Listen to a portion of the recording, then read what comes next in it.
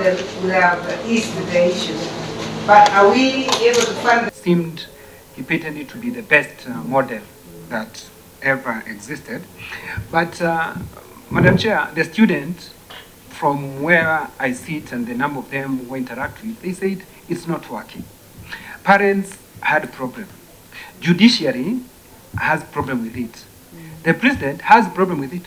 That's the reason he has established a national committee to try and see whether he can review and refine it. So I don't understand how the professor is putting it to be the best. In fact, when I listen to him, he's even calling students to persuade them to come to school. I can never imagine anywhere in this country where the student can be called to come to school unless this student is doing drugs. Because if many of them, you'll find them in school. In fact, they'll have arrears. They're still coming. And you'll hear even announcement by the minister saying, please release the certificate for the students who have arrears. The reason why the Vice Chancellor is now very excited and is inviting students is because since government has refused to carry its burden, it has transferred it to the parents. He has no way of forcing government to carry its 80% burden.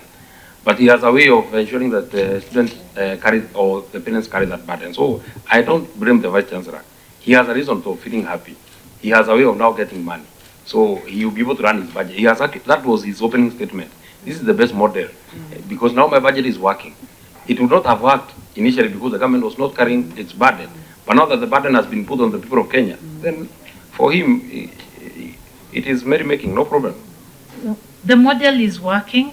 We can depend on this model to resolve the funding crisis and to help universities to provide better quality education, as has been indicated.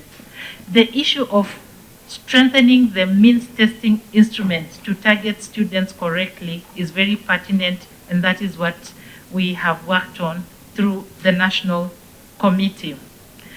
Allow me also, Honorable Chair and committee members, to clarify on the issue of calling students.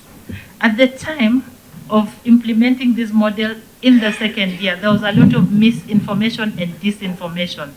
So many students actually believed that the cost of programs, that they would pay the full cost of programs. And so universities were tasked by the ministry to engage all the students and explain to them that they only pay a component of the cost of the program, but not the entire component. Principal of a university college, you are getting it difficult to even process this particular new funding model. You would imagine how difficult it is to the rest of the poor of Kenya. But you are not alone. We have many programs that have been brought by a PhD-led government. On the SHA program, and you know it, the patients don't seem to understand it. The doctors don't seem to understand it. Hospitals don't seem to understand it. The university funding model, the parents don't seem to understand it. The students don't seem to understand it. Even on the vaccination, the farmers don't seem to understand it. The cows don't seem to understand it. So it is an extreme. Even doesn't understand it. So don't tell us that one.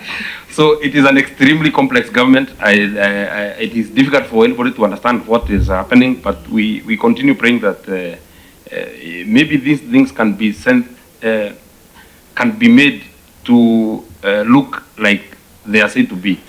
If we say that we want university education to be affordable, let us get a statistic that university education is affordable, because the numbers don't lie. A parent who was paying 16,000 before President William Ruto became president is now paying 90,000, and you want to explain to us using a lot of English that education has become more affordable. You know, now that is a quagmire, Honorable Chair. But I have said, if that quagmire is disturbing a professor of 33 years, what about me? I have only 1 degree. What about my mother? She has never even gone to high school. So it's okay. We shall just continue. We shall continue praying for our country. There is nothing more we can do. I lied to the committee that this 16,000 was put in place in 1990. The fees was put in place in 1990. When we looked at this, it was not sustainable to continue paying fees, the same fees as 1990. If you look at the students who are, for example, in national schools, and some of them who are sponsored by donors, we have looked at actual numbers. We are looking at, for example, the class of 2022, we had 25,000 students who graduated to join university.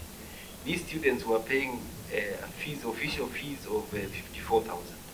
And what we are asking them to pay here, for some of them is much less than that. That is where and that's why